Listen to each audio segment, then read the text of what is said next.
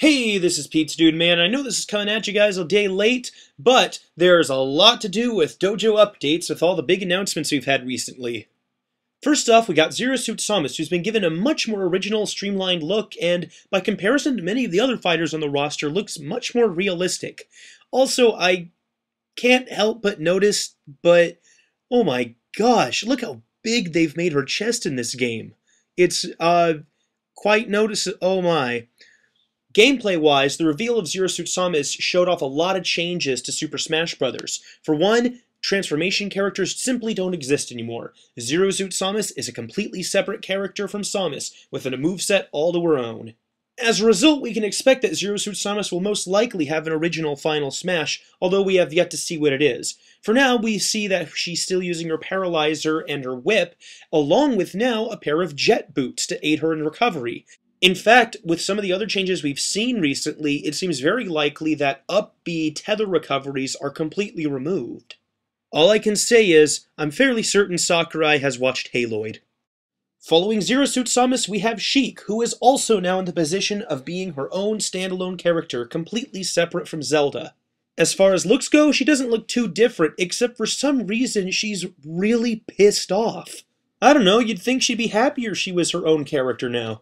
As far as moveset goes, we know that Sheik has a couple new tricks up her sleeves, such as grenades, and a new special move called Bouncing Fish. What we have yet to see with her now is if she will still use Zelda's light arrows as a final smash, or if Sheik will have something more original to her.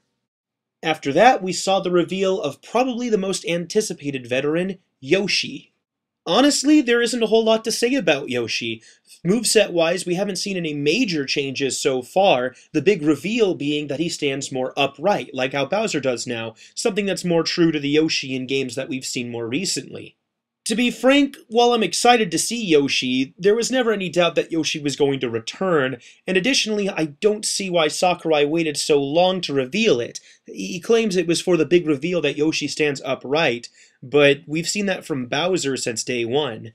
Nevertheless, it's good to finally see Yoshi, and I'm excited to see how this change improves him. Our last veteran reveal was another kind of special case with Charizard, who is now a standalone character. As far as looks go, Charizard's really showing off that whole idea of the characters being much more characterized. I especially love the derpy look he gets in his eyes that reminds me of the way he looks in the anime when he gets hit.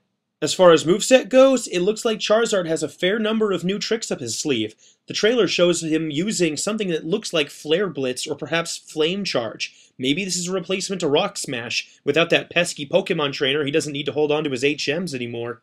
He also shows the ability to transform into Mega Charizard. Is this perhaps a final smash? We as of yet do not know.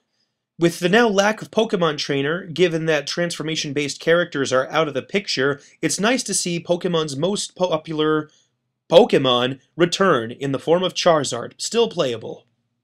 And last but not least, we have our newcomer, Greninja.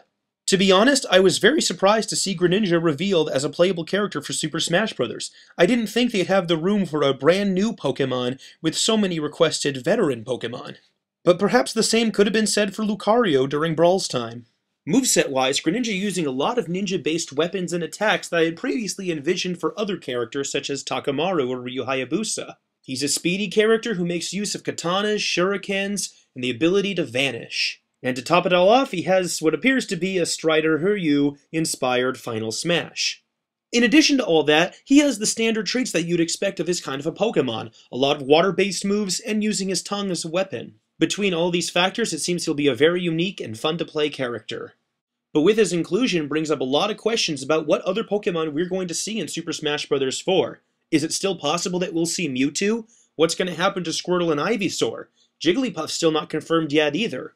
Could it even be possible that we'll see a different grass starter-type Pokemon? I'd love to see Sceptile myself.